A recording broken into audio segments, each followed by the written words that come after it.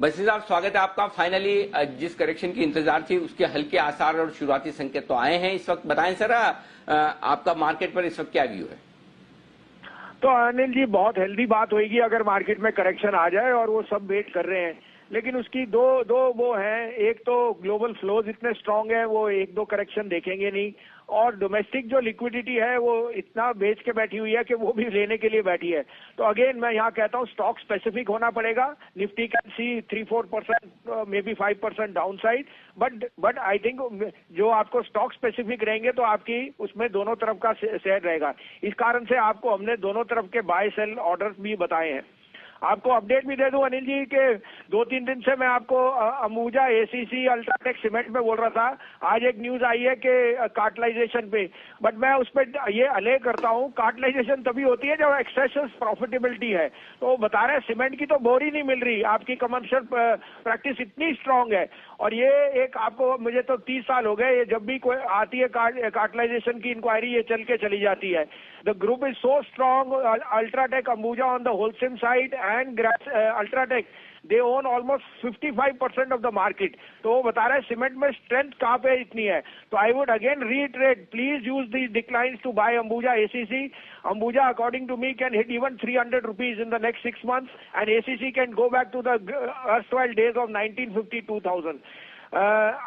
कल मैंने आपको कॉशियस कहा था कि मेटल्स पे ध्यान रखना, मेटल्स में मेरी शॉर्ट कॉल है।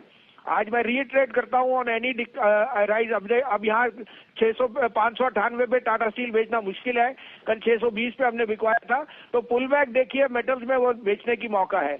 अब आपके लिए मेरे पे 2 नहीं 3 बायस हैं, और वो क्वालिटी है against this dividend policy on NBFC and so on. आप कहें तो मैं शुरू करूं? बिल्कुल सर, और आपकी जनरली रिकमेंडेशन का पैटर्न भी वही कि जो मजबूत शेयर है वहां पर ऊपर में बिकवाली करें, जहां कमजोरी होती है आप वहां पर खरीदारी की राय देते हैं। मेटल्स मजबूत है तब आपकी बिकवाली की राय है, सीमेंट मजबूत है तो बिकवाली की राय है। आइए बताएं सर, अब आज की पिक्स कौन सी है? तो जैसे आपको कहा सर, अंबुजा, एसीसी में यूनिवोक के लिए I am very very bullish, please use the declines to buy. मेरा टॉप पिक आज होएगा सर कि ये अनसर्टन माहौल में gold will be a stand out, और गोल्ड लोन के लेंडर्स में तो वैसे डिविडेंड वीक लो डिविडेंड्स है, तो ये मौका है लेने का। बहुत बढ़िया लेंडर जैसे आपको मुथूट दिलाया था, मनपुरम मुझे बहुत अच्छा है। 169, 69.5 में लीजिए, 165 का stop loss. Muthoot, Manappuram is headed towards 180, 185। It will be the stand out lender in this atmosphere of NBFCs, so please go overweight on use this decline to buy. दूसरा बाय होएगा अगेन सर डाबर, जो मुझे लगता है इस एटमोस्फियर में सबसे बढ़िया एफएमसीजी प्ले है। तो डाबर लीजिए 507, कल भी मैंने आपको 503-4 में दिलाया था। Dabur can head to 530। और अंबुजा सीमेंट पे मेरे आपको जो पहले भी बताया है, आज भी मैं कहता हूँ 46-47 में लीजिए।